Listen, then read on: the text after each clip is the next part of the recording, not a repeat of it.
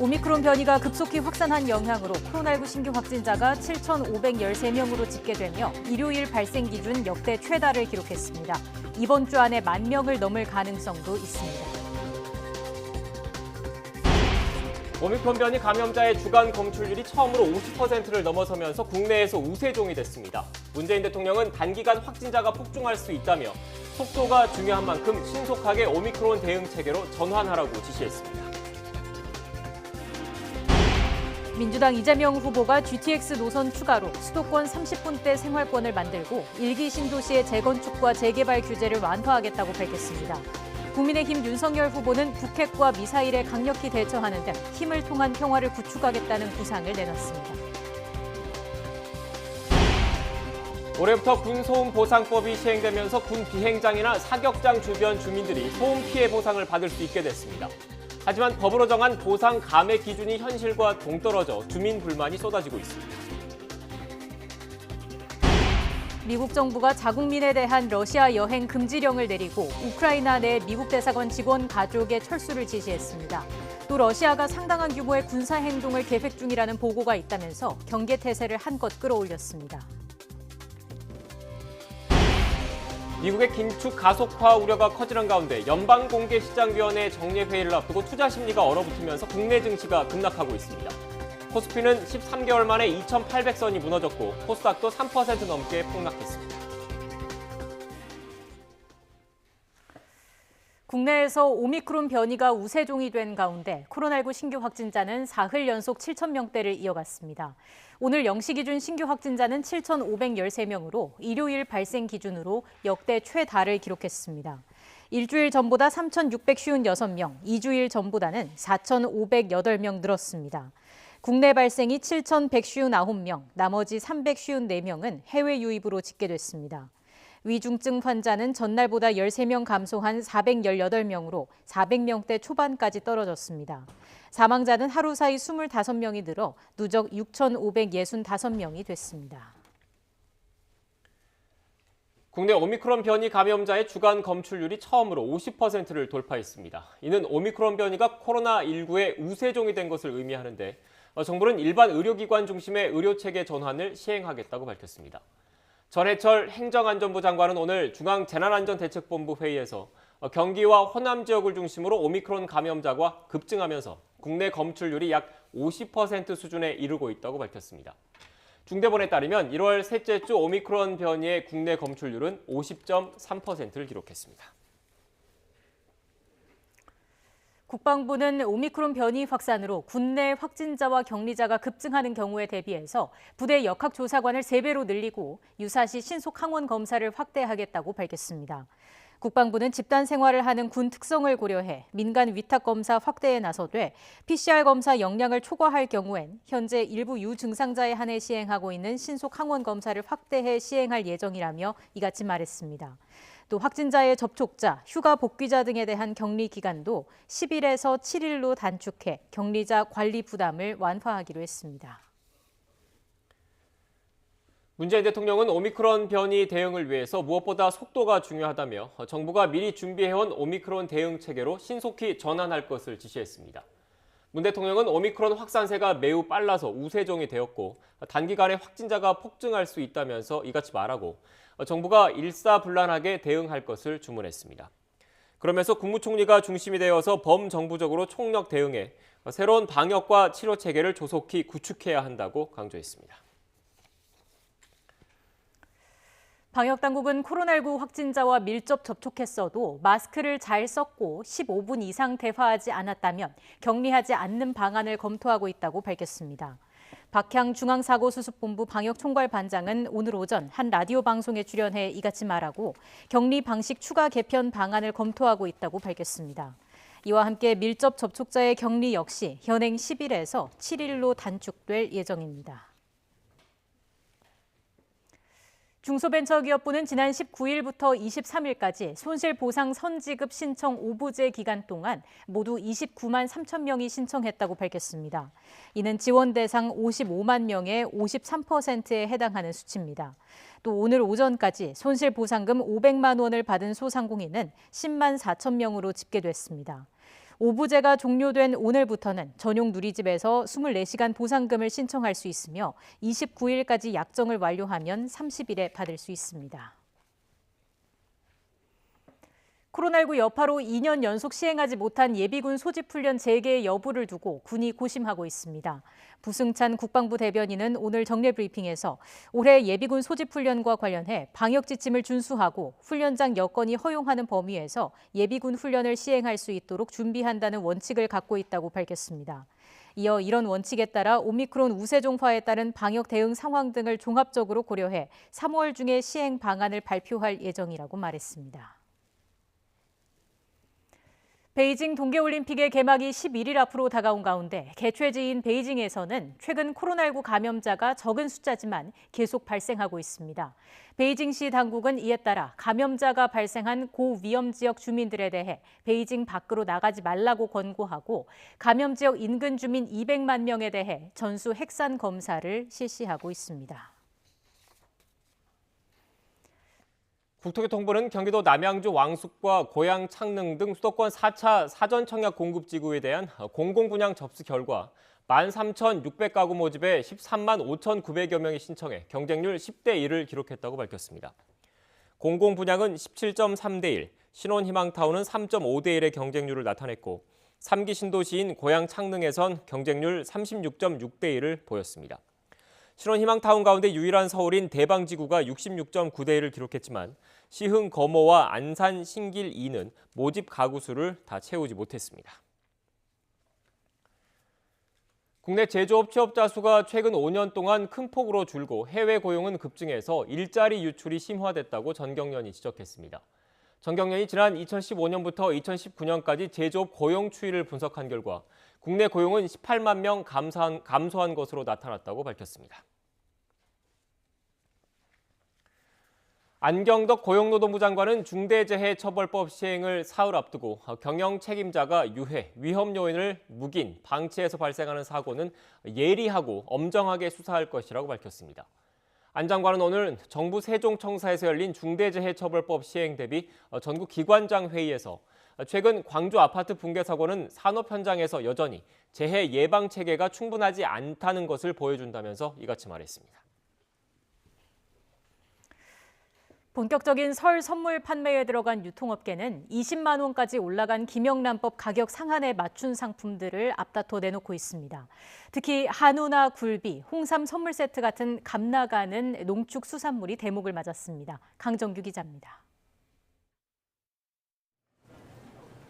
설 대목을 맞이한 대형마트의 선물 판매대. 청탁금지법, 이른바 김영란법에 저촉되지 않는 품목과 가격이라는 안내 스티커가 붙어 있습니다. 우리 농축수산물 판매 촉진 차원에서 명절 당일 이전 24일부터 이후 5일까지 공직자들이 받을 수 있는 선물 금액이 20만 원까지 늘어났기 때문입니다. 선물할 때도 있지만 받을 때도 있잖아요. 받을 때도 너무 싼 것만 받는 것보다. 김영란법을 정해놨으니까요. 그 밑으로 해야 되잖아요. 부담이 많이 되죠. 소비자한테는요. 설이나 추석 같은 명절 전후로 김영란법 선물 상한액이 풀린 건 이번이 처음은 아닙니다. 다만 올해부터는 임시 조치가 아닌 법 개정이 이루어진 뒤라는 점에서 의미가 다릅니다. 물론 김영란법에 구애받지 않는 사람들도 많지만 사실상 선물 가격의 천장 역할을 해온 법안이었던 만큼 업계는 환영하고 있습니다. 국내산 농축산물이 선물 세트를 만들기가 굉장히 어려웠습니다. 20만 원 상향이 되고 나서 선물다운 선물을 만들 수 있어서 한우를 비롯해 굴비나 견과류처럼 값나가는 1차 상품들의 숨통이 트였습니다. 이런 홍삼과 같은 가공품도 우리 농축수산물이 50% 이상 들어가 있다면 최대 20만 원까지 선물할 수 있습니다. 유통업계는 앞다퉈 바뀐 김영란법에 맞춘 선물 세트 판촉에 열을 올리고 있습니다. 5만 원에서 20만 원 사이에 선물 세트가 700품목 정도 됩니다. 작년 대비해서 한 20% 확대 편성했다고 보시면 될 것 같습니다. 대형마트 3사의 설 선물 사전 예약 판매 실적을 보면 10만 원에서 20만 원 사이 매출 신장률이 큰 폭으로 뛰었습니다. 이참에 현재 3만 원인 공직자들의 외식 접대비를 5만 원까지 풀어주자는 법안도 발의됐습니다. 내수 경제를 활성화하고 사회적 거리두기와 방역 패스로 고통받고 있는 산업을 되살리기 위한 대책이 절실합니다. 현실을 반영한다는 명분은 좋지만 김영란법을 통해 애써 확립한 공직사회 기강이 느슨해질 수밖에 없다는 지적도 나옵니다. YTN 강정규입니다. 한국거래소가 오늘 2,215억 원 규모의 횡령이 발생한 오스템 임플란트에 대한 상장 적격성 실질심사 대상 여부를 결정합니다. 다만 거래소가 조사가 더 필요한 경우 검토 기간을 15일 더 연장할 수 있습니다. 오스템 임플란트는 지난 3일 자사 자금관리 직원 이모 씨를 업무상 횡령 혐의로 고소했다고 공시하면서 상장 적격성 실질심사 사유가 발생해 주식 거래가 정지된 상태입니다.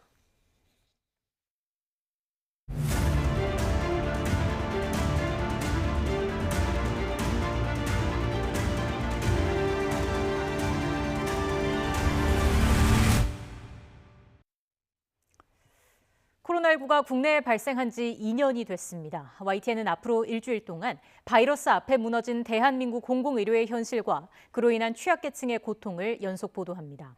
오늘은 2년 전 겨울 의료 공백 속에 목숨을 잃은 17살 소년의 이야기입니다. 보도에 고한석 기자입니다. 유입이 그때 그대로, 그때 가방 안에 있던 그대로 두고 있어요.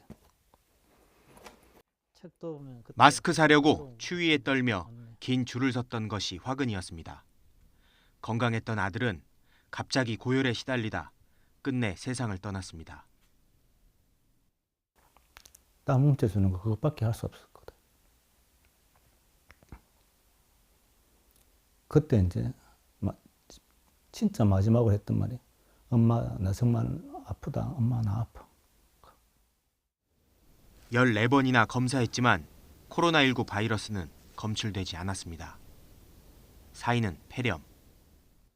사실은 그 나이에 보통 아주 특수한 병이 아닌 상태에 폐렴에 걸려서 사망한다는 것은 현대 21세기에서 있을 수가 거의 없는 일이라고 볼 수가 있습니다.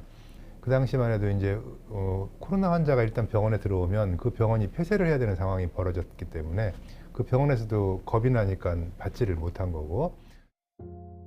두렵고 혼란스러웠으며 유난히도 추웠던 2년 전 겨울 대구. 대한민국 공공의료는 작동하지 않았습니다. 아니 지금 애가 열이 이렇게 나고 아프고 있는데 어떻게 좀 링겔에다 맞춰가지고 체온 좀 떨어뜨려야 되지 않겠습니까? 그거 하니까 병원에 와서 안 됩니다 하는 거예요. 그럼 병원에서 해줄 수 있는 게 뭡니까 하니까 해줄 수 있는 게 없다고 그러더라고요. 2015년 이미 우리는 비슷한 일을 겪었습니다. 메르스의 교훈. 500장 넘는 이 보고서는 무엇을 바꿨을까요? 확진자 동선 추적이 가능해졌고 그 덕분에 예리한 칼날처럼 코로나19 확산의 고리를 끊어내는데 어느 정도 성공했습니다. 문 열려있지? 하지만 대유행이 오면 무의미해집니다. 그때 생명을 살리는 건 확진자 동선 추적이 아닙니다. 화려하고 거대한 민간 병원도 아닙니다. 이윤이 남지 않아도 묵묵히 할 일을 하는 허름한 공공병원입니다.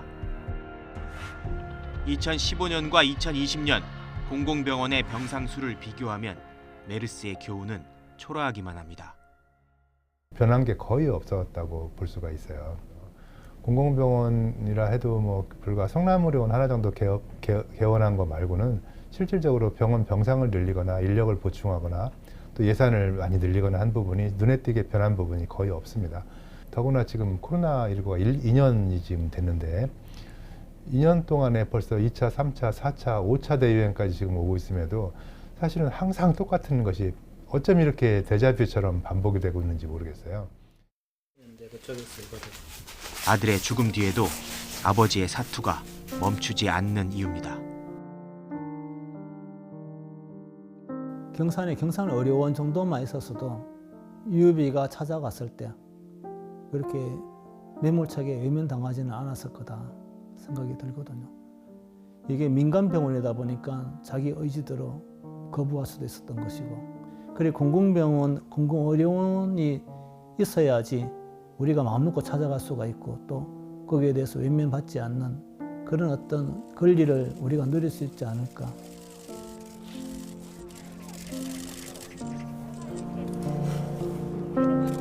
YTN 권석입니다. 문재인 대통령은 연초에 출입 기자들과 만나 국정 현안 등에 대해 질문을 받고 답하는 신년 기자회견을 올해는 열지 않기로 했습니다. 박수현 청와대 국민소통수석은 오미크론 변이가 우세종이 된 상황에서 이에 대한 대응에 집중하기 위해서라도 신년 기자회견은 현실적으로 어려울 것 같다고 밝혔습니다. 박 수석은 문 대통령이 올해도 국민을 대신해 언론인과 직접 소통하는 신년 기자회견을 하기 위해 준비해왔지만 기회가 여의치 않게 돼 매우 아쉽다고 설명했습니다. 문재인 대통령은 청와대 공직기강 비서관의 이병군 공직기강 비서관실 선임 행정관을, 제도개혁 비서관에는 송창욱 제도개혁 비서관실 선임 행정관을 각각 승진 내정했습니다. 이병군 신임 공직기강 비서관은 변호사 출신으로 청와대 국가안보실 사이버정보 비서관실 행정관과 반부패 비서관실 행정관, 그리고 공직기강 비서관실 선임 행정관을 거쳤습니다. 송창욱 신임 제도개혁 비서관은 청와대 춘추관과 균형인사 비서관실 행정관, 그리고 제도개혁 비서관실 선임 행정관을 지냈습니다. 우리나라에도 배치된 고고도 미사일 방어체계 사드가 2008년 실전 배치 시작 이후 처음으로 미사일 실전 요격에 성공했다는 외신 보도가 나왔습니다. 미국 군사 전문 매체 디펜스 뉴스는 익명의 소식통을 인용해 지난 17일 예멘 반군 후티가 아랍에미리트의 아부다비를 공격했을 때 사드가 가동돼 중거리 탄도미사일 한 발을 쏘아 떨어뜨렸다고 보도했습니다. 사드는 2008년 실전 배치되기 시작했고 2019년부터 시험 가동해서 16번 연속 미사일 요격에 성공했지만 실전에서의 요격 성공은 이번이 처음입니다. 미국 정부가 자국민에 대한 러시아 여행 금지령을 내리고 우크라이나 내 미국 대사관 직원 가족의 철수를 지시했습니다.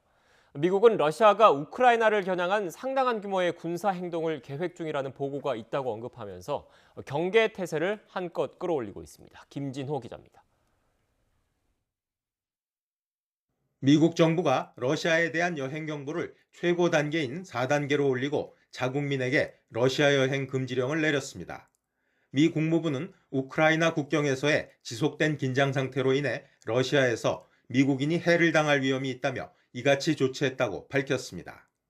국무부는 이와 함께 우크라이나 주재 미 대사관의 비필수 인력에 대해 자발적 출국을 허용하고 키예프 소재 대사관 직원의 가족에 대한 출국을 명령했습니다. 아울러 우크라이나에 있는 모든 미국인에게 우크라이나에서 떠날 것을 권고했습니다. 미 국무부 당국자는 이번 조치가 미국 대사관의 철수를 의미하는 것은 아니고 우크라이나 주재 대사관은 계속 운영될 예정이라고 밝혔습니다. 우크라이나에 대한 미국 정부의 지지도 변함이 없다고 강조했습니다. 미 국무부는 성명에서 러시아가 우크라이나를 겨냥한 상당한 규모의 군사행동을 계획 중이라는 보고가 있다고 언급했습니다. 하지만 러시아 외교부는 북대서양 조약기구 나토 회원국들이 거짓 정보로 우크라이나의 긴장을 고조시키고 있다는 입장입니다. 뉴욕타임스는 미국 관리들을 인용해 미국이 해군 군함 공군 군용기뿐 아니라 1,000에서 5,000명 규모의 병력을 발트해와 동유럽 지역의 나토 동맹에 파병하는 방안을 고려 중이라고 보도했습니다. 이어 상황이 악화하면 이 병력 규모가 10배로 늘어날 수도 있다고 덧붙였습니다. 블링컨 미 국무장관과 라브로프 러시아 외무장관은 지난 21일 스위스 제네바에서 만나 우크라이나 위기에 대해 논의했지만 아직 긴장이 완화될 조짐은 보이지 않는 상황입니다. YTN 김진호입니다.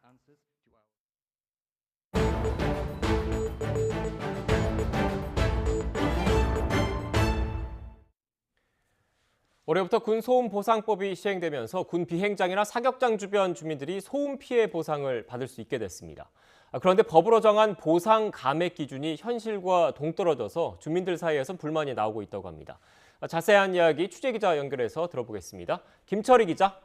네, 사회 일부입니다. 네, 먼저 군소음보상법이라는 게 좀 생소한데 올해 처음으로 시행되는 법률이죠?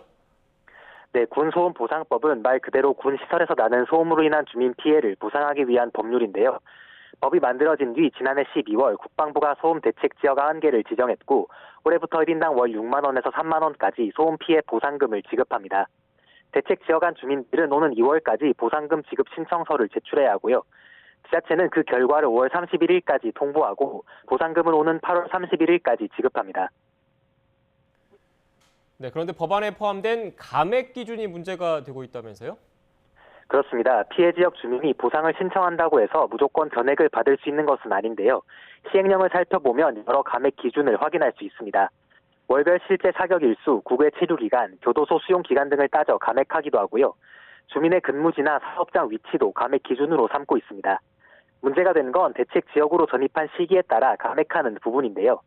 1989년 이후 전입한 주민이라면 보상액의 30%를 깎고요. 2011년 이후에 전입했다면 절반을 깎고 지급하게 됩니다. 네, 그러니까 30년을 살면서 피해를 입어도 보상을 다 받지 못한다 이런 얘기인데 왜 이렇게 감액 기준이 만들어지게 된 겁니까? 네, 감액 조항이 생긴 이유는 군소음보상법이 10여 년 전 대법원 판례를 그대로 적용했기 때문입니다. 대법원은 2010년 판결에서 1988년 매양리 사격장 문제가 처음 공론화된 이후 이사한 주민은 소음 피해 문제를 알고 있었기 때문에 보상을 적게 해도 된다고 판단했는데요. 이 기준을 소음보상법에 그대로 가져오는 바람에 매양리 사격장뿐 아니라 다른 모든 비행장과 사격장, 주변 주민들도 89년 이후 이사했으면 보상을 온전히 받지 못하게 된 겁니다. 네, 실제 소음에 시달리는 주민들 이런 기준에 대해서 어떻게 생각하고 있습니까? 네, 저희가 오산 비행장 소음에 시달리는 평택 주민들 여럿을 만나봤는데요. 주민들은 대부분 황당하다는 입장입니다. 특히 많은 시민이 법에서 정한 기준이 오산 비행장과는 무관하다고 지적했습니다. 실제로 오산 비행장은 1950년대부터 운영한 곳으로 1989년이라는 날짜와는 아무런 관련성이 없습니다. 또 최근 비행장 소음이 더 심해지고 야간 비행도 잦아졌다고 호소하는 반응도 있었습니다. 감액 기준에 대해 제대로 안내받지 못했다는 불만도 컸는데요. 평택시의 경우 홈페이지에 감액 기준에 대해 안내를 하고 있지만 실제 신청 현장에서 나눠주는 안내문에는 감액 기준에 대한 문구를 찾기가 어려웠고요. 안내 현수막 등에도 감액에 대한 설명은 거의 없었습니다. 네, 국방부나 지자체는 뭐라고 해명하고 있습니까? 지자체와 국방부 모두 법대로 한다는 입장입니다. 평택시청 관계자는 군소음보상법에 명기된 대로 감액할 뿐이라면서 국방부로 공을 넘겼고요. 국방부 역시 군소음보상법이 관계 부처와 국회의 합의로 만들어졌다면서 문제점이 있다면 해결책을 찾겠다고 짧게 입장을 보내왔습니다. 하지만 지자체와 국방부 모두 감액 기준 대상자가 정확히 몇 명인지 또 이로 인해 어떤 문제가 발생할 것인지에 대해서는 아직 명확히 파악하지 못한 모습이었습니다. 네, 그렇다면 김철희 기자, 이 문제 어떻게 풀어야겠습니까? 전문가들은 애초 법 제정 과정에 문제가 있었다고 말합니다. 보상하기로 했으면 다른 지역에 대한 판례를 재활용할 게 아니라 지역별 기준을 새롭게 산정해야 했다는 겁니다. 직접 들어보시겠습니다. 정부에서 할 거면 새롭게 산정을 해야죠. 이 피해가 과연 이 정도가 적정한지 아닌지에 대한 근거를 만들어야 되는데 그걸 만들지 않고 무조건 그냥 갖다 쓴 거거든요. 보상이 능사가 아니라는 의견도 계속해서 나오고 있는데요. 일본 등 해외 사례를 참고해 주민이 원하는 방음 대책 비용을 지원하거나 군 스스로 소음을 줄이는 노력을 추진하도록 제도를 개선해야 한다는 목소리가 꾸준히 나오고 있습니다. 지금까지 사회 일부에서 전해드렸습니다. 서울시는 지난해 8월부터 8개 자치구에서 시행하고 있는 서울형 공유 어린이집을 전 자치구로 확대한다고 밝혔습니다. 오세훈 시장의 공약 사업인 서울형 공유 어린이집은 도보 이용권에 있는 3개에서 5개 국공립, 민간, 가정 어린이집을 하나의 공동체로 묶어서 아이들을 함께 키우는 공동 보육 모델입니다. 시는 기존 참여 어린이집을 포함해서 올해 운영 공동체를 총 40개로 확대하기로 하고 새로 참여할 26개 공동체를 28일부터 다음 달 8일까지 공개 모집합니다. 베이징 동계올림픽 개막을 앞두고 어제 미국과 영국, 프랑스 등의 선수단이 도착한 것을 비롯해서 이번 주 각국 선수와 대표단이 속속 입국할 것으로 보입니다. 관변 매체인 글로벌 타임스 신문은 어제 미국을 포함해서 6개 나라의 선발대가 도착해서 선수촌에 자리를 잡았고 중국과 국제올림픽위원회 대표단도 입촌을 마쳤다고 보도했습니다. 아울러 이번 주에 각국 선수와 대표단의 입국이 본격화될 것으로 예상됨에 따라 오는 27일 베이징과 장자커우 그리고 옌칭에 있는 세계 선수촌이 공식적으로 문을 열 예정이라고 전했습니다.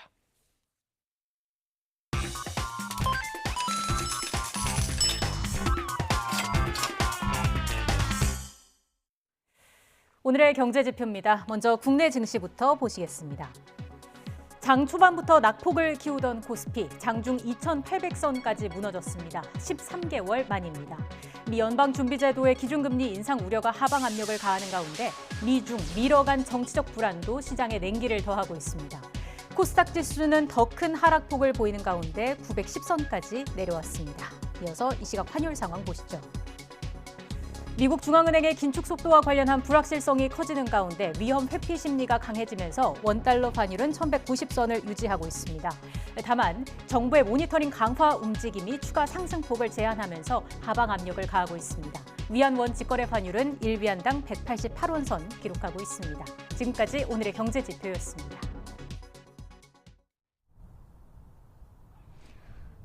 오늘 구름 사이로 햇살이 내리쬐면서 낮 기온이 빠르게 오르고 있습니다. 특히 서울은 낮 기온이 영상 9도까지 오르면서 마치 3월 초 봄 날씨처럼 포근하겠는데요. 다만 온화한 날씨 탓에 일부 지역에서는 초미세먼지 농도가 짙게 나타나고 있습니다. 호흡기 약하신 분들은 각별히 주의하셔야겠습니다. 오늘 전국이 대체로 구름 많겠습니다. 대기가 정체되면서 일부 지역에서는 초미세먼지가 말썽인데요. 오늘 세종과 충남, 광주와 전북은 초미세먼지 농도가 종일 나쁨 수준을 유지하겠습니다. 오늘 낮 기온은 예년 기온을 3도에서 7도가량 웃돌며 포근하겠습니다. 서울 9도, 대전과 부산 10도, 광주는 11도까지 오르겠습니다. 내일은 중서부 지방을 중심으로 비 또는 눈이 조금 오겠습니다. 이후 설 연휴까지 큰 추위 없이 예년 이맘때 겨울 날씨가 이어질 전망입니다. 내일까지 동해안을 중심으로는 너울성 파도가 높게 일겠습니다. 해안가 안전사고에도 각별히 주의하셔야겠습니다. 지금까지 YTN 원희다입니다. 뉴스앤이슈 마치겠습니다. 잠시 뒤 더 뉴스가 방송됩니다. 시청해주신 여러분 고맙습니다.